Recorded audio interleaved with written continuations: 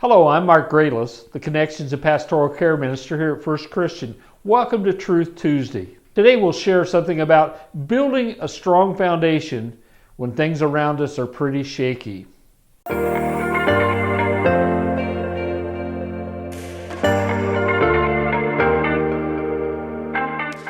Anybody who's spent some time with me knows that I build a lot of things, everything from turkey calls to furniture. I've even built a couple houses over the years. When we were contemplating building our first house, we found the ideal location, but figured out it was a half mile from the coal mine, and that every afternoon between 2 and 3 o'clock, they set off 3 or 4 blasts to break away the coal so they could shovel it out. And everything shook just like a small earthquake. I'd been reading a book about building houses and realized that out in California, where there's a lot of shaking, that they build houses with wood foundations. Because we knew if we built concrete or used concrete block, they would crack with the blasts that happened every day. So we wanted to build there, and we wanted a house that would be strong and stable and able to withstand that daily blast. I began to do my research over the winter. In fact, built the parts for the basement in my backyard where we were living at the present time. And every day I would get out and look at this book.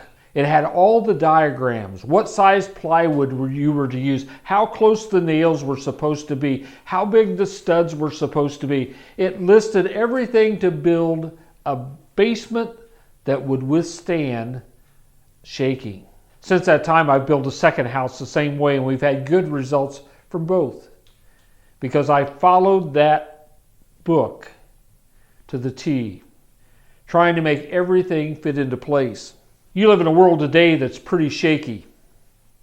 A lot of uncertainty, a lot of fears, a lot of troubles that just kind of keep compounding every day. I got thinking about this. I wanted a firm foundation to build a house on.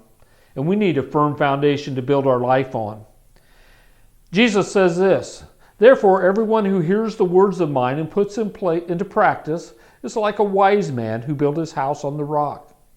The rains came, the streams rose, and the winds blew and beat against that house. Yet it did not fall because it had its foundation on the rock." That man dug down deep to put his building or his house on a strong foundation.